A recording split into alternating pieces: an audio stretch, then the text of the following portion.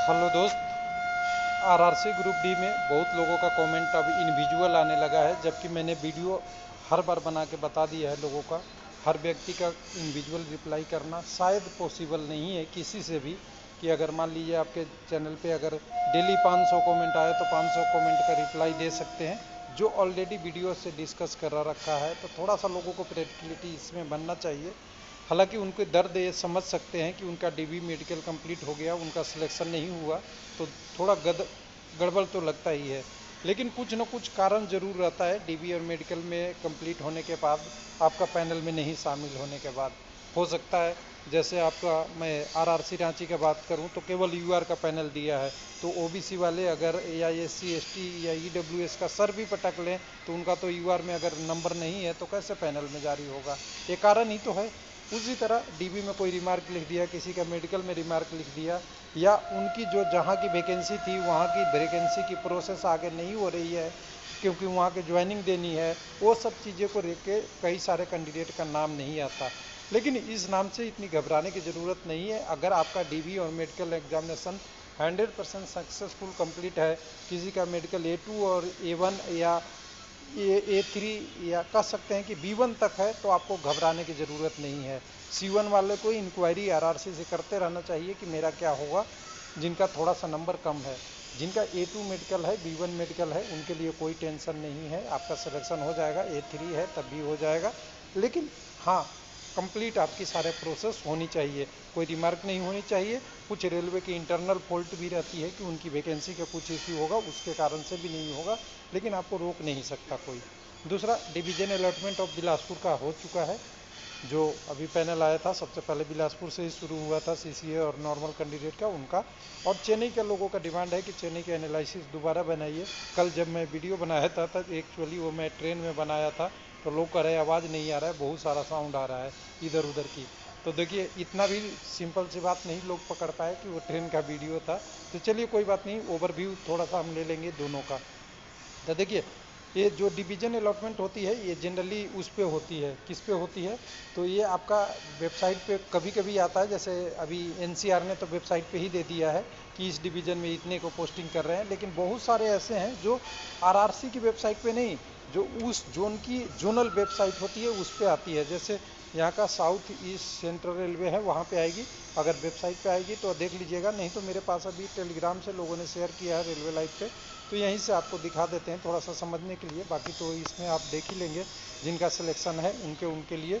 तो देखिए, 1131 कैंडिडेटों को डिवीज़न अलॉट हो गए हैं और ये सारे कैंडिडेट रोजगार मेला के लिए तैयार हो गए हैं।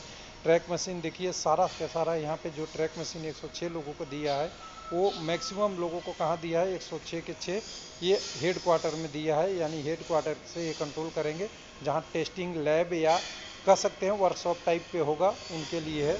और इनको ट्रैक पे जाके उसको फिटमेंट करना होगा, तो हेड क्वार्टर से ही जाएंगे, तो बढ़िया है। उसके बाद बीएसपी एआर आपका डब्ल्यूआर नागपुर और आपका नागपुर टोटल करके सारे कैंडिडेटों को डिस्ट्रीब्यूट कर दिया है, जितने का पैनल जारी हुआ था। अभी भी बहुत लोगों को बाकी है, उनकी अगर इंडिविजुअल डिटेल देखना चाहेंगे तो नीचे लिखा हुआ है कौन कैंडिडेट किस कम्युनिटी से था और कहाँ भेजा गया है। अब यहाँ पे देखिए, एक सारा चीज़ें को आप डिटेल मिलते हुए जाएगा, आपका कौन सा मिला है सारा आप देख लीजिएगा। तो चलिए इसको हटाते हैं, चेन्नई वाले कैंडिडेटों का थोड़ा सा कॉमन करते हैं। बिलासपुर वाला थोड़ा सा देखिएगा कि पैनल कितने लोगों का आया था। तो देखिए, 1664 में से पैनल अभी 1664 का नहीं आया था, बहुत कम का सीट का आया था, करीब करीब 12 से 1300 का। उसमें से 1131 का पैनल जारी हुआ है, तो थोड़ा सा और वेट कर लेंगे तो जिनका कैंडिडेटों का नहीं होगा, लेकिन मैक्सिमम लोगों का दे दिया है इस बार के पैनल वाले में से, कि सबका अलॉटमेंट कर दिया है। अब इसको हटा के हम चलते हैं चेन्नई पे। तो चेन्नई पे लोगों का सवाल था कि चेन्नई में क्या डिटेल रहा। तो देखिए, चेन्नई में सबसे पहले देखिए 3 कैटेगरी अलग अलग थी, कल मैंने यही बात किया था, 4 किया था। एक तो वर्टिकल रिजर्वेशन, जिसमें नॉर्मल कैंडिडेट हैं। नॉर्मल कैंडिडेट का डिटेल जो था वो मैं पहले ही बता चुका हूँ कि 7,997 कैंडिडेट डीबी में गए थे, नॉर्मल से केवल बात कर रहा हूँ, सीसीए वीसीए घटाने के बाद।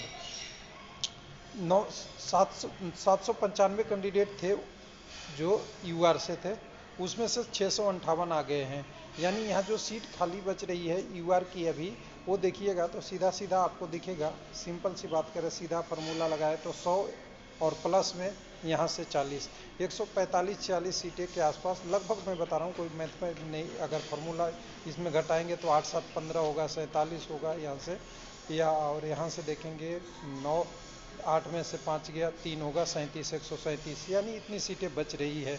लगभग मान लीजिए कि 137 है। अब इसमें सेकंड पैनल वाले भी आएंगे, और जिनका अभी जो कैंडिडेट बार बार पूछ रहे हैं कि मेरा डीबी भी कंप्लीट है, मेडिकल भी कंप्लीट है, वो सारे कैंडिडेट अपने अपने कम्युनिटी में जाएंगे जहां उनका सिलेक्शन हुआ है। यूआर में तो यूआर में, एससी कम्युनिटी में 1247 में से 1007 कैंडिडेट का सिलेक्शन हुआ है। तो सीधा सीधा आपको दिख रहा है कि 240 सीट अभी खाली है। तो क्या 240 सीट का अब्सेंट थोड़ी हुए हैं इतने कैंडिडेट।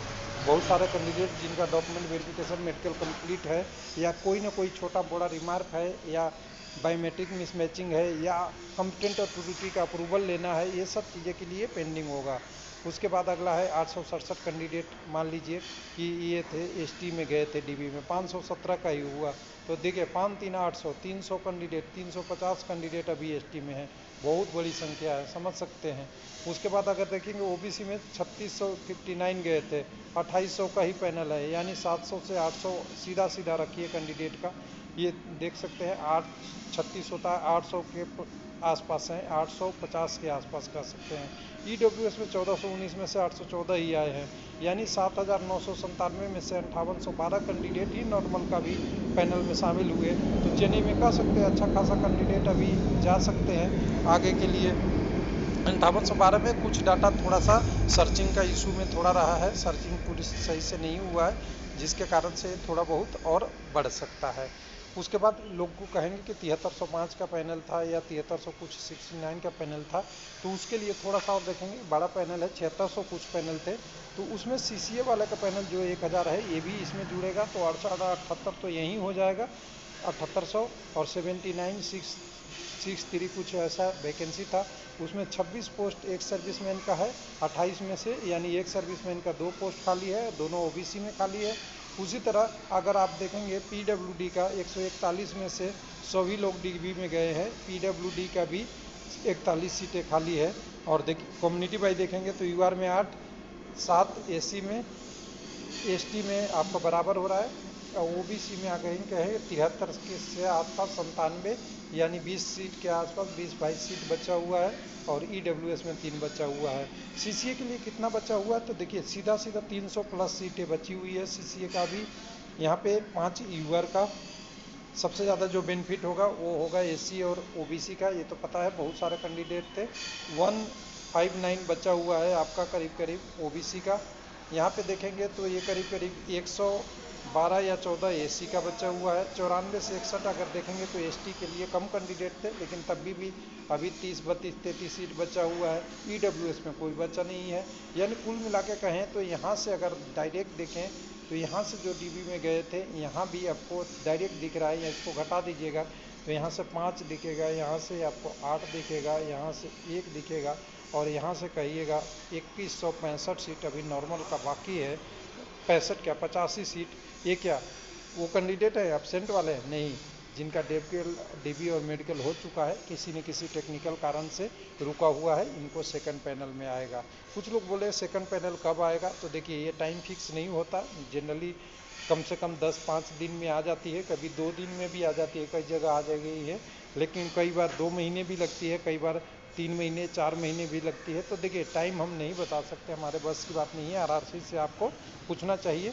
लेकिन अभी देखिए रेलवे के पास प्रायोरिटी देख सकते हैं कि क्या है। रेलवे के पास प्रायोरिटी है, जितने कैंडिडेट हैं उनको पैनल में शामिल कर लो, और शामिल करके रोजगार मेला की शोभा बढ़ाने के लिए ज्वाइनिंग देना है। तो फर्स्ट टारगेट वही है, और वो अप्रैल में चलेगा, अप्रैल के शुरुआत फर्स्ट वीक में। सेकंड वीक से धीरे धीरे आरआरसी रिलीज होगा, तो हो सकता है सेकंड पैनल वगैरह पे आगे प्रोसेस करेगा। अभी इन लोगों का जितना लोगों को मिला है उनकी डिवीज़न, जैसे आपने बिलासपुर देख लिया, डिवीज़न अलॉट कर दिया, डिवीज़न अलॉट करने के बाद ज्वाइनिंग देना है, तो ये सब काम पहले कर लेगा। उसके बाद आपका इस पैनल पे भी आएगा, सेकंड पैनल भी आएगी। मीनवाइल अगर उनके पास मैन पावर रहता है तो बीच में भी आ सकता है। तो ये डिटेल रहा आपका। तो यहाँ से अगर देखेंगे तो बहुत सारे कैंडिडेट ऐसे हैं जिनका अभी पैनल में सिलेक्शन नहीं हुआ है, और ये डाटा ऑफिशियल है, कोई डाटा हम कहीं से हाइड करके नहीं ला रहे हैं। थोड़ा बहुत ये कैंडिडेट में संख्या 2 4 5 इधर उधर किया हुआ रहता है हमेशा, कि कोई कॉपी करे तो कम से कम कॉपी पकड़ी जाए। और दूसरी चीज़ें कि ये जो डाटा है इसमें कई बार हमें जब टाइपिंग करते हैं वगैरह करते हैं तो थोड़ा बहुत एरर भी होता है। एरर को भी हमें थोड़ी बहुत एडजस्ट 1-8% कर लेना चाहिए। तो ये रहा पूरा डिटेल। मैंने कोशिश किया है कि चेन्नई वाले का जो डिमांड था उनकी पूरा हो जाए। थैंक यू, धन्यवाद।